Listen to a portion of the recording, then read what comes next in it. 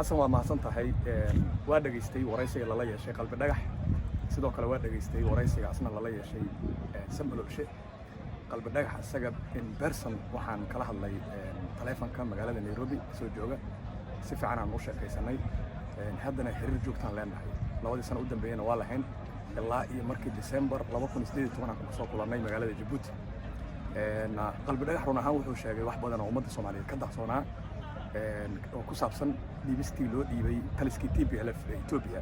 ee Soomaaliya jariimada badan ka geystay dhiig badan ku daaliyay gumaad ka geystay ummadda Soomaaliyeed aad u rafaadiyay qarannimadeedii iyo dowladnimadeeda muddo dheer hortaagnaa meel laga rafaadiyay ay ahayd intii xukunka ay hayeen marka qalbi dhagax aad iyo aad ayuu arrinta ugu mahadsan yahay aniguna waan uga mahadceliyay taleefanka markaan kala hadlay sidoo kale wuxuu qalbi dhagax tilmaamay waxyaabo badan oo aan ummadda Soomaaliyeed horay u ogeyn soo qabashadiisii min galkacyo ilaa iyo goday waxaas naga maqan oo ilaa haddana loo baahan yahay inuu dib uga hadlo arrinta ku saabsan wixii ka qabsaday xabsiga gudihiisa wixii ka dhacay oo aanan ogeyn marka waxaan kaloo ayadana dhageystay waraysiga lala yeeshay sambalolshe arrinta qalbi dhagax waxay aabba iyo hooyo u ah oo ay aabba leedahay ninkii madaxweynaha ka ahaa waddanka 2017 la doortay waqtigiisu ku egyahay February 2021 oo ah Farmaajo kadib waxay aabba leedahay Xasan Cali Khayre kadib waxay aabba leedahay sambalolshe category ay ku jirtaa marka ma aha arrin shakhsi u taala ma aha arrin la shakhsiyeyn karna ma aha waa arrin u baahan in loo sameeyo maxkamad qaas ah oo special tribunal marka dawlad cusub ay dhalato wixii ka dambeeyay February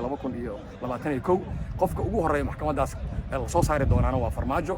marka hierarchical system ay ku socon doontaa waxaana loo baahan doonaa dad qubara ah inay qaadaan oo ah dadkii qaaday wixii danub magaca dawladeed lagu geystay ka dhacay Rwanda iyo wadamadii kale colaadaha galay qaranku ka burburay ee dadka lagu tacadiyay magaca dawladeed dadka lagu gumaaday qoorta looga gooyay lagu dhibaateeyay marka waana meesha ay ka bilaabanayso in la helo dawlad dhab ah oo sharci ah Soomaaliya haddii aan la maxkamadayn dadka uu ka mid yahay Farmaajo ee qalbi dhagax dhiibay wixii aan ku jirnaa sii socon doona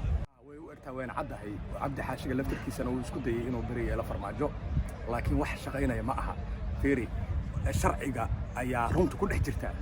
sharcigana runta ka soo dhaxbay doonta sharciguna shakhsi ma aha marka waxay in loo celiyo sharci iyo shuruuc ayaa loo baahan yahay wadanku wadan sharci u yaala ma aha sharcigiisa shuruucdiisa lagu socon doona wax arrin noocaan oo kala oo masiiri ah oo ummadda Soomaaliyeed dadnimadeeda taabtay oo qarnimadeeda taabtay markay dhacaan waxaa degdeg loogu baahan yahay in dawladda dambe shaqada koobaad ee ay qabanayso inay noqoto special tribunal inay samayso taas ayaa qofka uu afis weydiisan doona ama afin doonta ama xukumi doonta waxaana loo xukumi doona kuwa hadda taliska haysta sidii loo xukumay Umar Xasan al-Bashir Suudaan wixii ka dhacay dambi kasta oo aad magac dawlad adoo haya abuse of power aad geysatay waa dambiga ka mid ah sharciga dawliga ah dambiga ugu weyn oo la galo waa abuse of power in ba awood dawladeed oo ummadda ka wada dhaxaysay dadku baabiisid ama ku dishid ama ku dhibaataysid ama ku dhiibtid wax iyadoo wax sharci ah oo aad ku dhibtaan uusan jirin marka waa case gooni u yaala mana laga bari yeeli karo Farmaajana number 1 dhiibista qalbi dhagax mas'uulka sida qalbi dhagax tilmaamana iyo sida dad badan oo hataa case ka gadaal ka soo bixi doona ay sheegi doonaan oo sambalolsha laftirkiisa ugu horeeyo haduusan hadda si siyaasadeed u hadlay maxkamadda qaab sharci ah wax loo weydiin doonaa wuxuu gali doonaa maalin dhan oo cross examination ah maya fiiri wixii shakhsi ma aha wax koox shakhsi raali gelinay ma aha wax koox raali gelinaysa ma aha dambigan waa dambi dawlad Soomaaliyeed magaceeda lagu geystay oo mujtamaca Soomaaliyeed dareenkooda dhan lagu naafiyay dadnimo iyo jiritaankoodii marka maxkamadaas kaliya ayaa dawladda Soomaaliya cusub ee dhalan doonta ay tahay inay u heersaarto waana arrin waajib ah oo masiiri ah oo dareen dadka Soomaaliyeed oo dhan ay ku qanci karaan ay ka imaanayso wax sharci ah lagu kala bixi karaa mooyee wax laba qof ay iska afinaysa ma aha kiiska qalbi dhagax waa mahadsantahay